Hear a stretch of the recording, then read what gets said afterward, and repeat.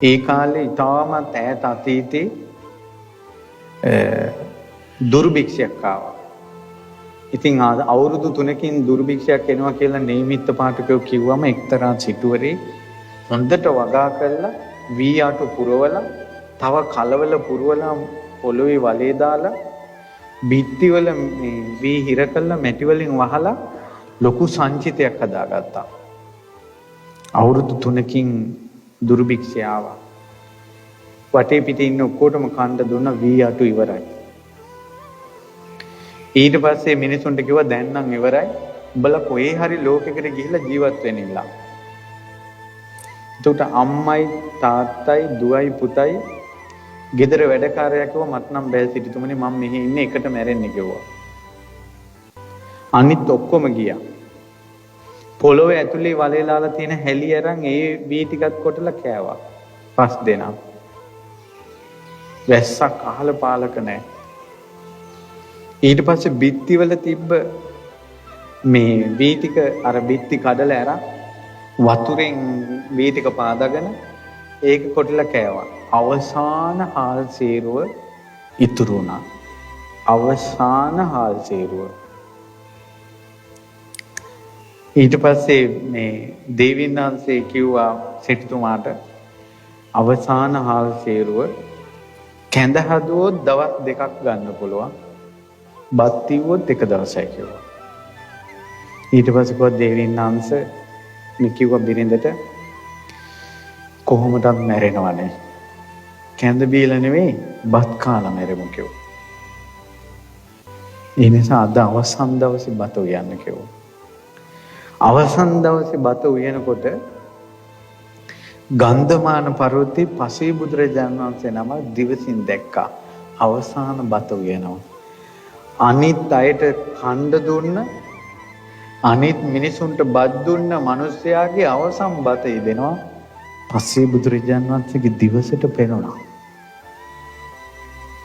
බත් ටික උයලා පිඟාන 5කට බෙදලා අවසාන බත් ඇටෙත් බෙදුවා. මුට්ටියේ දැන් දම් කුඩවත් නැහැ. ඉස්ලාම සිටුතුමාට බත් පිඟානේ දීලා මෙහෙම අත ගෙනියනකොටම ඉස්සරහා පසේ බුදුරජාණන් වහන්සේ කල්පනා කළා මේ වගේ දුර්භික්ෂයකට මම මුහුණ දුන්නේ සංසාරේ අපි දීලා නැතුව ඇති. මේක කෑවත් කී දුහකටද? ඒ නිසා අවසානයේ මම මේක දන් දෙනවා කියලා මෙහිම අතෙන්ම බෙදුවා.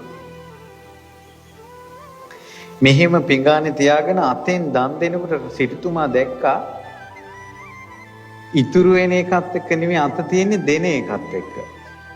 මේ දෙන එකත් එක්ක අත තියෙන්නේ. පසේ බුදුරජාණන් වහන්සේ අත වැහුවා. ස්වාමීනි මේ ජීවිතේ ජීවත් වෙන එක ගැන හිතන්න එපා මට පරලොවට අනුග්‍රහ කරන්න කියලා ඔක්කොම බත් ටික බෙදුවා.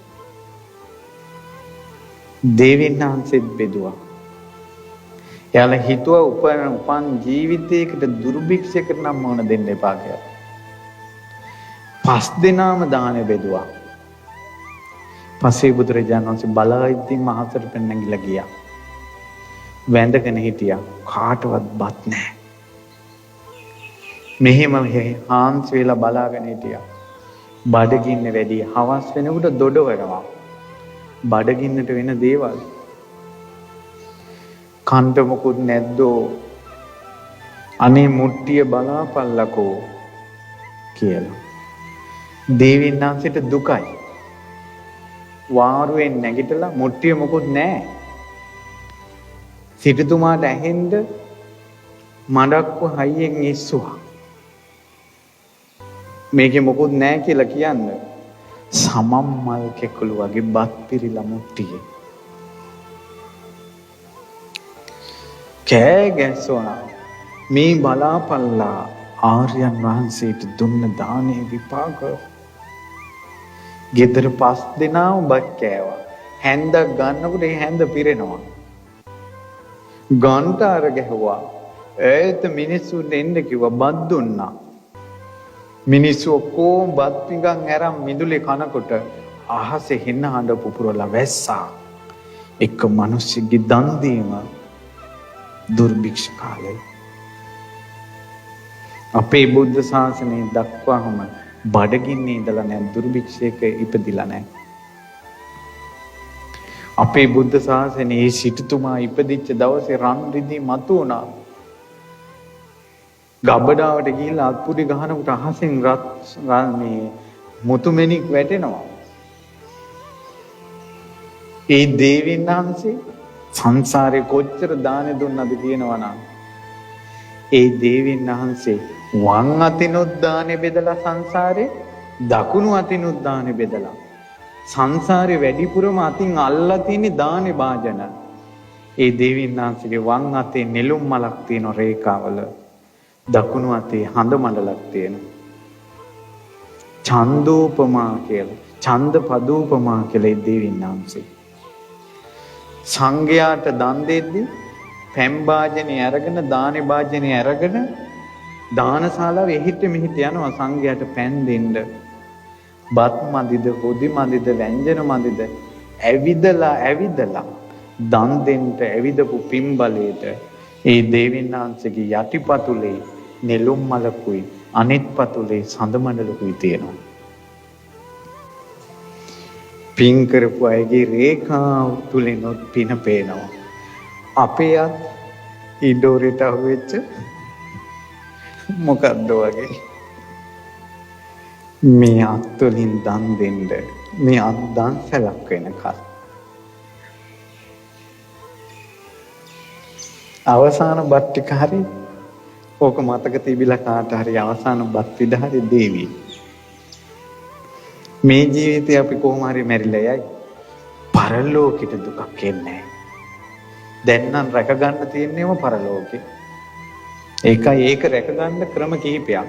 පිනෙන් රැක ගන්න ඕන, හිත රැක ගන්න ඕන. ඇයි එච්චර පින් කරපු කෙනෙක් වුණත් අවසාන මොහොතේ වෛරෙන් හිටියොත් දුගතේ. ඒකයි තරහ ගන්න එපා කිව්වේ. මරණයට සූදානම් වෙලා පිනට ඉක්මන් වෙන්න ඕන නැතයි මරණ සතිය වඩන්න කිව්වේ. ඒ නිසා මේ අහිංසක මිනිස්සුන්ට ඔයාලට කරදරයක් නම් වෙන්න එපා. දුකක් නම් වෙන්න එපා. බඩගින්නේ ඉඳ සිද්ධ වෙන්න එපා. මෙලෝ පරලෝ දෙකම සුරකේවා. ඔය හිත සංසිඳේවා. ඔය හිත වලින් පව් නොකිරේවා. අපි කාටත් දුක්ඛිත සංසාරයෙන් නිදහස් වෙන්න වාසනාව ලැබේවා.